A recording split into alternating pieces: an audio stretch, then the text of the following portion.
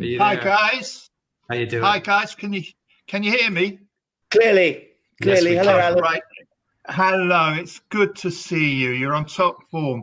James's last question was very good. It's an outrage and a shame on the rest of us that this disaster is happening to the Syrian people. It's terrible. But what I wanted to ask you is, firstly, and I'll be brief. Firstly, is the incompetence diplomatically of the new Biden administration proving to be a danger to the West and everybody else? And secondly, we've got imminent elections in Scotland and in London for a mayor, and we have got riots continuing in Northern Ireland, and I'm not getting any decent commentary or analysis in any of the British mainstream media, especially the BBC. Why is that? Thanks a lot. That's it. Thank you. Have Thank you you, have Alan. a good Thank you, Alan. weekend. Thank you, Alan. You too. We've Take actually- care, Alan. We've done a program on Northern Ireland. I think I'm not sure whether it's been. Yeah, it'll be on Yeah. either Saturday or Sunday. Yeah. Yeah, go Absolutely ahead, good. Alexander. Yeah. No, I mean, but you're absolutely right. We have elections in Scotland. They're going to be absolutely key elections because we've had a major political battle between the various leaders of the Scottish nationalist movement, Alex Salmond and Nicola Sturgeon. I should express an interest here. Firstly, I am somebody who very much wants the United Kingdom to hold together. I wouldn't be somebody who would be happy to see Scotland become independent, though if it does, that is their right, and I will obviously respect it. Now, I'm also someone who knows Craig Murray fairly well, and I've written in his support in terms of the court case that was brought against him.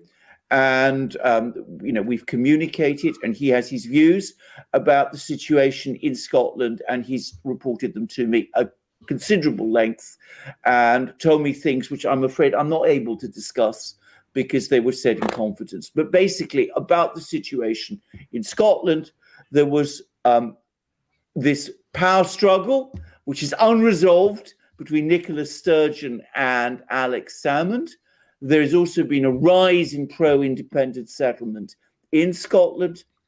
It is quite likely, depending on how the Scottish elections work out in Scotland over the next few weeks, that we will have an attempt by the Scottish Parliament to have a second independence referendum. And it is possible that that referendum will result in a vote for Scottish independence. Now, what happens at that point is less clear because the British government probably will not recognise the legitimacy of that referendum.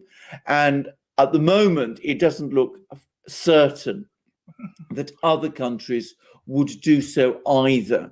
So there could be a difficult political standoff, and it could very well be that Scotland will make some attempt to break away, and that might lead to greater tensions between Scotland and England and the government in London. We just don't yet know, but it's certainly an unprecedented situation, and it points to great instability in Britain of a sort we've never seen. We also have this happening at the same time that there is this situation in Northern Ireland, as Alex and I discussed in this program that is coming up shortly. I personally think that the parties in Northern Ireland will try to contain this problem and will not want it to escalate into a major crisis, because I don't think it is in anybody's interests that it should do. But I think that it's always dangerous in Northern Ireland when people riot in the way that they are.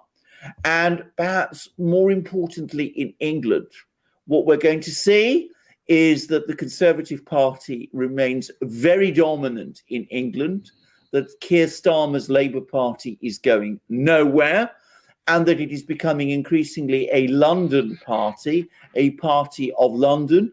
And London is the only place where, somewhat to my bafflement, we will see Labour doing well with Sadiq Khan being re-elected. I say somewhat to my bafflement because I will again express a view. I think Sadiq Khan is a terrible mayor and absolutely does not deserve to be re-elected. Right. And I think if we had a convincing challenger, either from the Conservatives or conceivably even from the Greens, but certainly from the Conservatives, he would probably be in serious trouble. But it seems that the Conservative candidate is not very effective and not very good. So the likelihood is we're going to get Sadiq Khan again, even though I think he's a terrible mayor, and lots of other people I know think the same. So there we are. Labour becoming essentially a party of London and a few university towns, Conservatives dominated in England, a political crisis in Scotland, a crisis in Northern Ireland. We don't look like a very united kingdom at the moment. All right. Right. Thanks. Thanks. Thank you, Alan. Yeah. Yeah, Okay, I just one thing. Yes. What about the incompetence of the Biden administration? Oh yeah, yeah, you're quite right. Sorry. It's absolutely frightening what's happening, and it worries a lot of people. And by the way, Hello, agree. Kamala. Yes, I agree. I mean, the most dangerous situation for any country is when it is led either by a fanatic or by a fool. What we are likely to end up with in the United States is a president who is both, in some respects, a fanatic and who is at the same time a fool. I cannot imagine a more dangerous situation for the United States. What are you talking about, Alex? Which one, Well, Kamala or Biden? Kamala. Yeah, both of them. Both of them. I mean, it's at the moment, as I said, Sleepy Joe, I think, is just ambling along. I don't think he's making many of the decisions. But before very long, I do generally believe we're going to have Vice President Kamala becoming President Kamala, a president who was not elected president, who's unpopular, who wasn't successful in the Democratic Party primaries, and who has never shown any executive or managerial ability at all, who is extremely inexperienced in foreign policy, who comes with a very, very troubling set of opinions and attitudes and views, and who at the same time I judge to be completely incapable of running the presidency in an effective way. So, I mean, I can't imagine a more dangerous situation. Right. Yeah, and China and Russia will wipe the floor with them diplomatically because they seem at the moment far more skilled. Absolutely, as they're already doing. I mean, again, we come back to that awful summit in Anchorage when, as I said, the Chinese wiped the floor. I mean, it was just with Blinken. I mean, I didn't know what hit him almost. It was quite awful to see. Right, thanks, guys. Have a good weekend. Thank you. You too, Alan. You too. Take care.